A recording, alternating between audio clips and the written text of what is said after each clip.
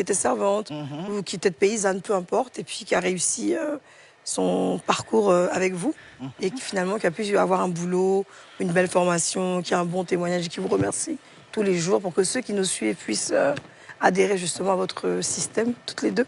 Pour commencer par Kenza, peut-être. Bon, moi j'ai plusieurs histoires de success story, mais il y en a une ou deux qui me touchent particulièrement. C'est ça. Alors, je me rappelle de Rebecca, qui avait à peu près 16 ans, qui était déjà maman de 2-3 enfants, qui venait d'un environnement assez compliqué, brutal. Et quand elle a commencé à la fondation, elle ne savait ni lire ni écrire. 1 an et demi à 2 ans après, je rentre dans un... Parce qu'avant, c'était des conteneurs. Avant qu'on construise l'école, on avait mis des conteneurs et c'était dans nos salles. C'est comme ça que se passait l'alphabétisation. Et donc, Rebecca ne savait ni lire ni écrire. Et puis 2 ans après, je rentre dans la même salle d'alphabétisation et puis je vois Rebecca qui tient le journal et qui lit les informations. Waouh. Aujourd'hui, Rebecca, avec la formation aussi de couture, elle a ouvert son atelier couture pour hommes à Koumassi. Et elle vit de ses revenus et elle est très heureuse. Wow. Oh, c'est beau. Elle arrive à prendre de la taille, mesure, ça va qu'elle fasse à l'épaule. En fait, c'est obligé. Si tu veux passer par la formation à un métier, on t'oblige à passer par l'alphabétisation. Super, belle histoire. Ok.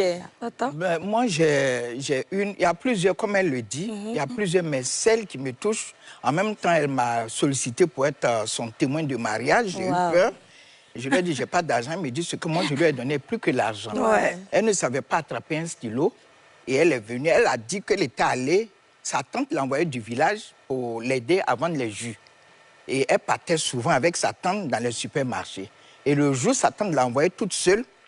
Elle va, on a mis sortie, rentrée. Elle est partie où on a mis sortie. Et le vigile a dit, oh, toi là, ça va pas chez toi, tu sais pas aller où quoi? Elle a couru. Et quand elle a fui, elle est partie, elle a dit à sa tante qu'il n'y a pas.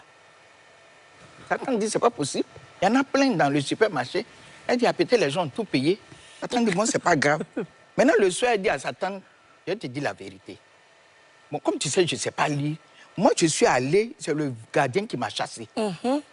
Sa tante dit, il faut laisser tout ça là. Elle dit, moi, j'ai envie de faire alphabétisme. Sa tante dit, quoi? Quand tu te regardes à cet âge-là, tu vas aller t'asseoir dans l'école avec des enfants de 6 ans, 2 ans. Elle dit, non, c'est des cours du soir. Et c'est comme ça qu'elle est venue apprendre avec moi à l'église un peu. Et là-bas, comme c'est tous les dimanches, je lui ai dit, il faut aller dans les centres. Et elle est venue dans le centre, et elle a fait 2 ans. Ce n'était pas facile. Quand tu ne sais pas lire, c'est sa langue qu'elle parlait très bien. Après 2 ans, elle a démarré. Arrivée au CM, elle a passé le CP. Ah, quand même, hein? Oui, elle a passé le CP.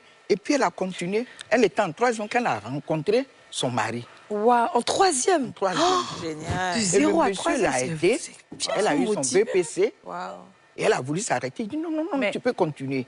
Et c'est comme ça qu'elle a continué pour faire le bac D. Elle devait retourner voir le vigile. En fait, c'est ça. Elle devait retourner voir le vigile. Maintenant, me poser une question. Vous faites comment? Parce que le système normal, c'est CP1, CP2 jusqu'à CM2. Mais quand il y a des femmes d'un certain âge qui arrivent, comment vous réussissez à les emmener Ça veut dire quand elles commencent, quand vous dites qu'elles fait 2 ans, par exemple, ça correspond à combien en termes de classe normale?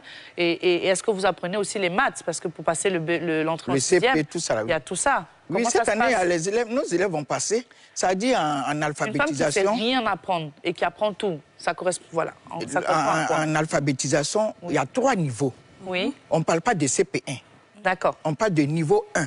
Niveau 2, le niveau 1 qui est le CP1, CP2. Ah, ok. Et le niveau 2 qui est le CE1, CE2. Ok. Et le niveau 3 qui est le CM1, CM2 qu'on appelle post-alpha.